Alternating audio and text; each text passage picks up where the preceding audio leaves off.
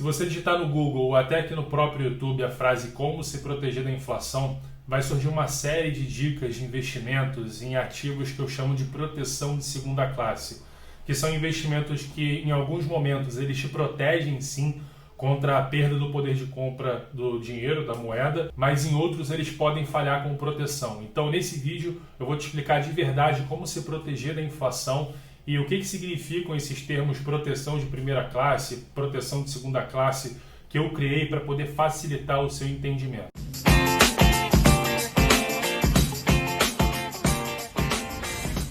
Se você é novo aqui no canal, eu falo sobre economia, finanças e investimentos em geral. Então, se você ainda não é inscrito, se inscreve e ativa as notificações para você poder receber os avisos dos próximos vídeos, que eu posto 2 vezes por semana. E vamos lá, né? O ponto é o seguinte, ultimamente eu tenho falado muito sobre esse tema de inflação, em primeiro lugar porque as pessoas têm começado a sentir o aumento de preços, né, nos produtos no supermercado e etc.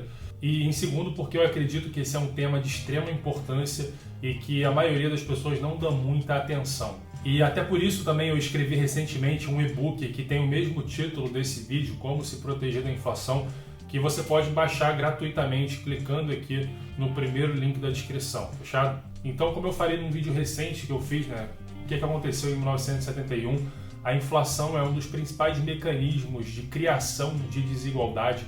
E o fenômeno da inflação nos últimos anos, nas últimas décadas, tem causado uma série de problemas na nossa sociedade atual.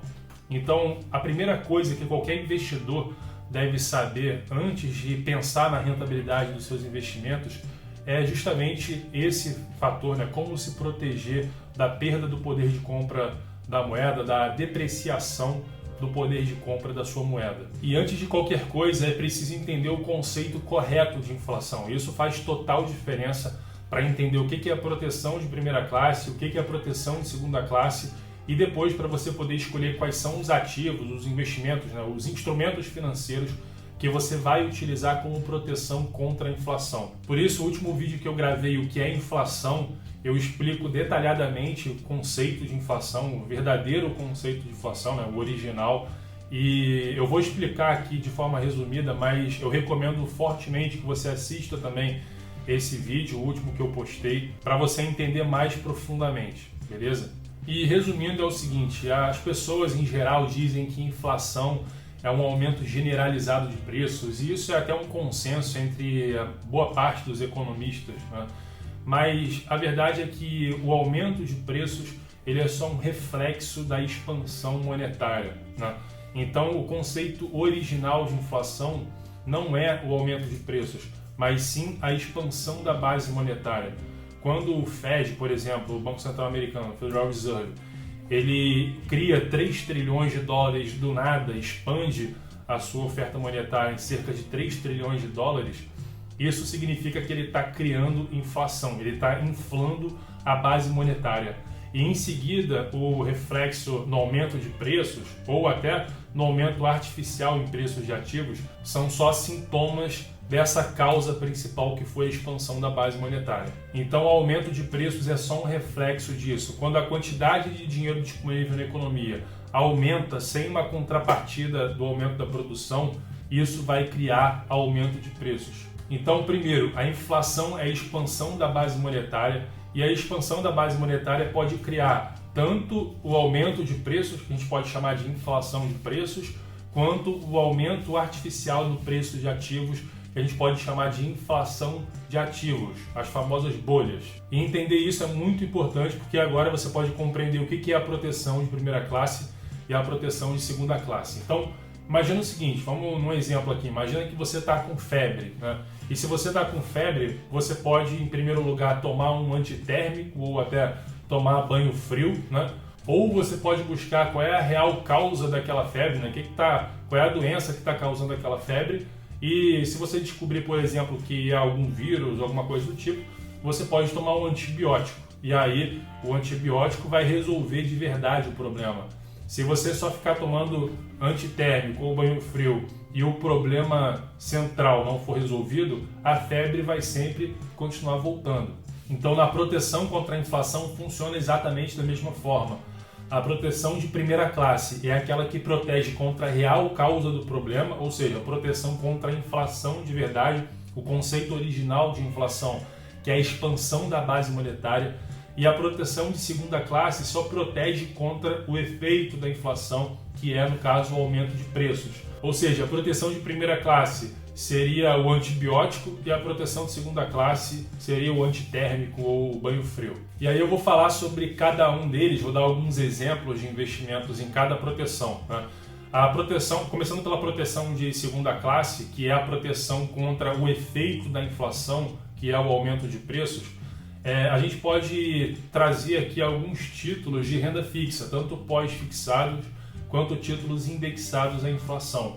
E eles protegem em alguns momentos, mas eles têm problemas, podem apresentar problemas e não servir como proteção em outros momentos. Eu vou falar sobre isso daqui a pouco. Então, se a gente olhar para os títulos pós-fixados, a gente pode pegar o mais conhecido, talvez, aí, que é o Tesouro Selic, né, que é inclusive considerado um título mais seguro da economia brasileira e etc.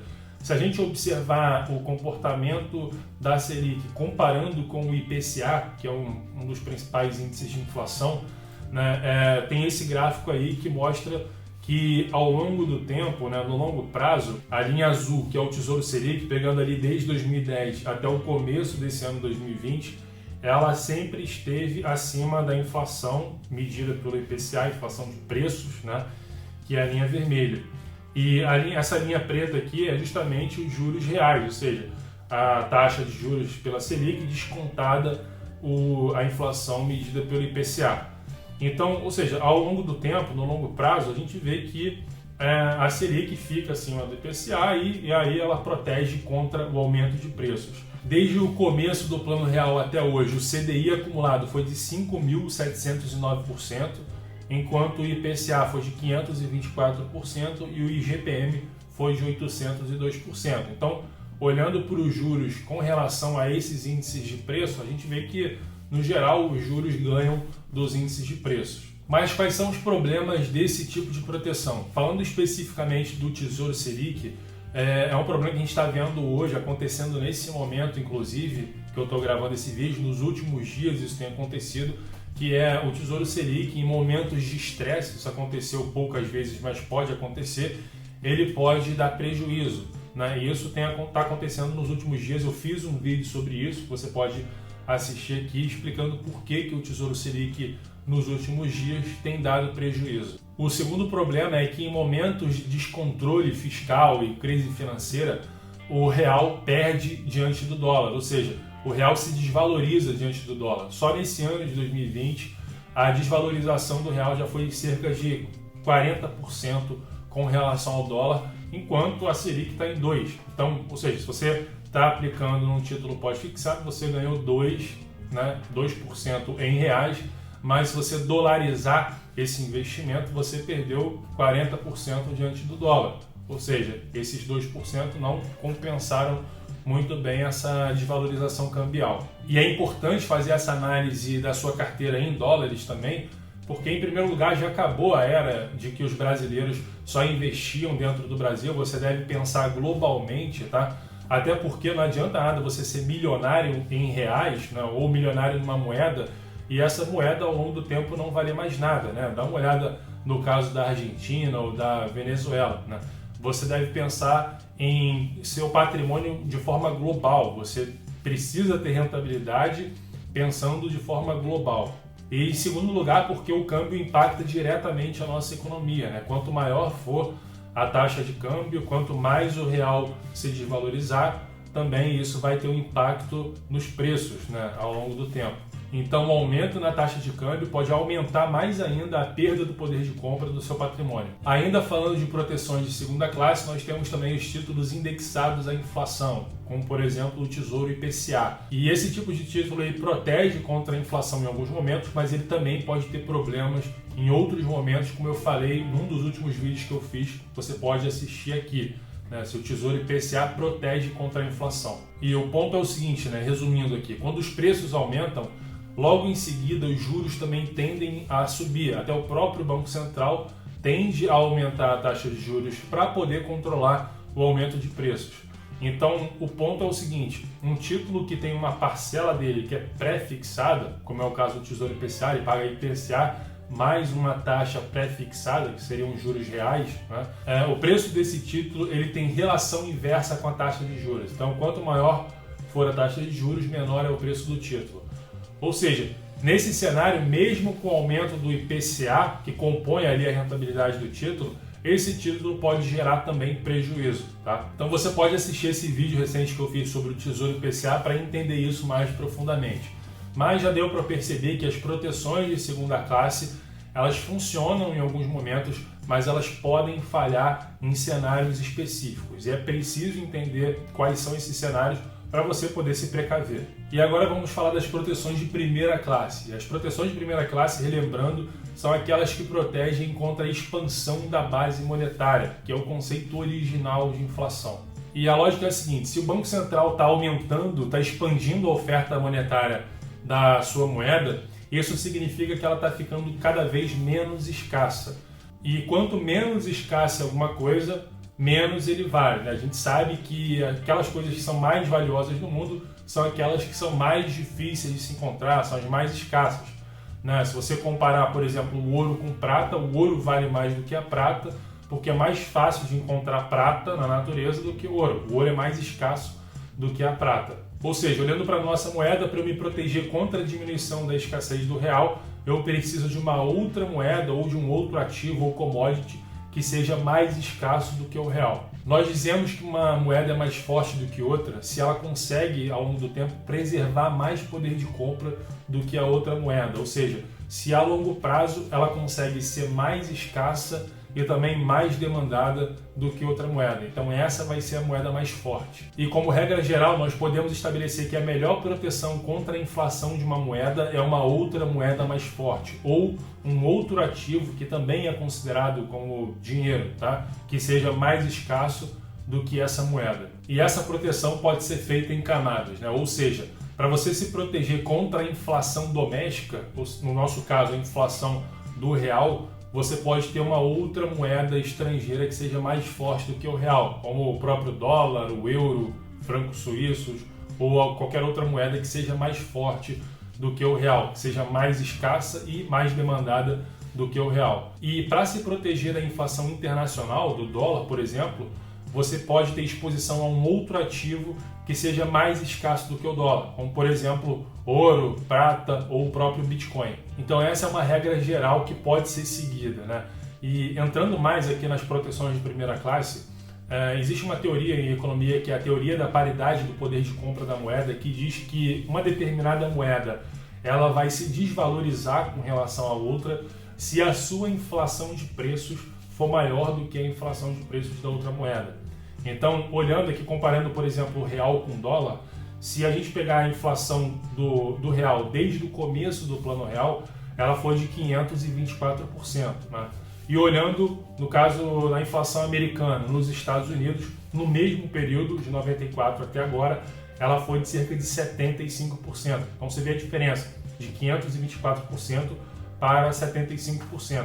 E é justamente por isso, né, esse é um dos principais motivos porque o real, ao longo do tempo, a longo prazo, sempre se desvaloriza com relação ao dólar. A cotação está sempre maior, né? Então, uma das primeiras formas de proteção de primeira classe é você ter exposição em dólar ou uma moeda mais forte ou em investimentos cotados em dólares, tá? Essa seria a primeira camada da proteção de primeira classe, né, contra a inflação doméstica. Uma outra forma de proteção de primeira classe é o próprio ouro, né? E a gente pode comparar a inflação do ouro com a inflação do dólar. E aqui eu estou falando de base monetária. No caso do ouro, é quanto de ouro que é extraído anualmente dividido pelo ouro que já existe, já foi extraído até então, né, que existe no mundo. Então, olhando para isso, nesse gráfico, você vê que de 1917 até 2013, comparando o ouro com a expansão da base monetária, você vê que o crescimento do estoque de ouro anual nesse período foi em média de 1,52%. No caso da base monetária do dólar, foi de 7,17%. E de 1971 até 2013, no período depois do fim do acordo de Bretton Woods, né, como eu falei no outro vídeo, a expansão do estoque de ouro foi até menor, foi de 1,5%, 1,5% ao ano, enquanto a expansão da base monetária do dólar foi maior ainda, foi de 9,95%.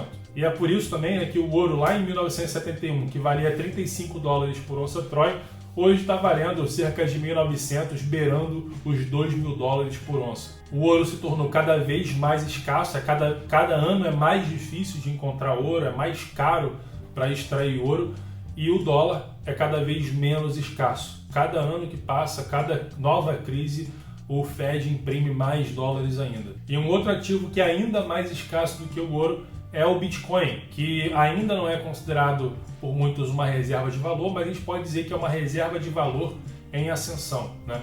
Então, olhando para esse gráfico aqui, né, você vê como funciona a inflação do Bitcoin.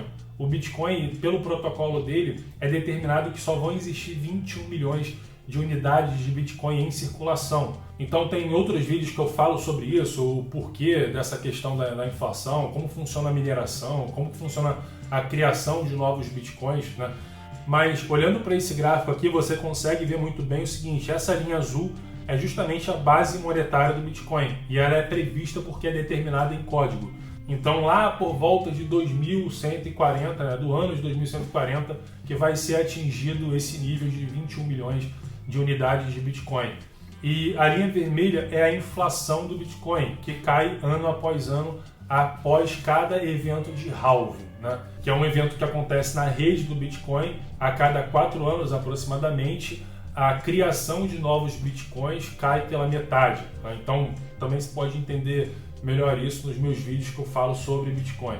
Mas o ponto é o seguinte: até pelo fato de que já é determinado num protocolo, num código, a quantidade de Bitcoins que vão existir na história, que são 21 milhões de unidades, a gente pode dizer inclusive que o Bitcoin ele é uma moeda deflacionária, é o contrário de uma moeda inflacionária, ele é totalmente deflacionário, ele tende a ganhar cada vez mais poder de compra ao longo do tempo. Então existe um modelo chamado Stock to Flow que busca relacionar a quantidade de novos Bitcoins que são criados, né, a expansão da base do Bitcoin anual, com o preço do Bitcoin. Então esse modelo busca projetar o preço do Bitcoin baseado na sua escassez. Então dá uma olhada nesse gráfico aqui, né? A linha colorida é justamente o preço do Bitcoin e essa linha avermelhada aqui que dá uns saltos e fica flat por um tempo, depois dá outro salto, é justamente o resultado do modelo, né? A projeção do preço de acordo com esse modelo de escassez. Quanto mais escasso, quanto menor é a inflação do Bitcoin ano após ano, maior tende a ser o preço dele. E você vê que o preço ele tem acompanhado até então, até os dias atuais, esse modelo de escassez do Stock to Flow, tá? Inclusive esse mesmo modelo Stock to Flow pode ser aplicado também para o ouro, por exemplo, para a prata. Você pode relacionar aquela taxa de inflação, né? Quanto de ouro que é extraído anualmente com relação à base monetária e relacionar isso com o preço do ouro ao longo do tempo, né? Então, ou seja, a gente vê claramente que tudo aquilo que é mais escasso, ele tende a se valorizar, tende a ganhar poder de compra ao longo do tempo, e tudo aquilo que se torna cada vez menos escasso tende a perder poder de compra ao longo do tempo, né? A gente viu isso com o ouro que valia $35 por onça Troy em 1971, hoje está beirando os $2.000. O Bitcoin, que em 2009 não valia nada, hoje vale cerca de $11.000. E enquanto isso, o real perdeu 84% de poder de compra desde a sua criação, o dólar perdeu mais de 96% de poder de compra desde 1913 até hoje, desde a criação do Federal Reserve. Então, concluindo aqui, você deve ficar muito atento a essa questão da inflação, você deve criar proteções em camadas, né? Você pode ter também proteções de segunda classe, mas entendendo seus riscos e compreendendo quais são os momentos que elas não vão funcionar muito bem, mas você precisa ter também as proteções de primeira classe e fazer essas proteções em camadas, né? Como eu expliquei, aquela regrinha básica. Para proteger contra a inflação do real, você pode ter dólar. Para proteger contra a inflação do dólar, você pode ter ouro, Bitcoin, por exemplo. E nunca é demais deixar bem claro que esse vídeo não é uma recomendação de investimentos. Todos os ativos e investimentos que eu citei aqui são só exemplos de ideias para você poder entender o conceito. É um vídeo de educação financeira e você precisa tomar suas próprias decisões e se responsabilizar por essas decisões de investimentos, beleza? Então, lembrando de novo, no primeiro link da descrição você pode baixar o e-book gratuito Como se proteger da inflação, em que eu falo algumas das coisas que eu falei aqui nesse vídeo e eu aprofundo muito mais nesse assunto. É gratuito, vai lá, primeiro link da descrição e baixa o seu. Se você ainda não deu like nesse vídeo, vai lá e dá o like, né, se você não fez isso até agora. E se até agora também você não é inscrito no canal, se inscreve e ativa as notificações. E se você acredita que esse vídeo é importante, ele pode ser útil para outras pessoas, compartilhe nas suas mídias sociais, mande para os seus amigos e para os seus familiares, fechado? Então, forte abraço e até o próximo vídeo. Valeu!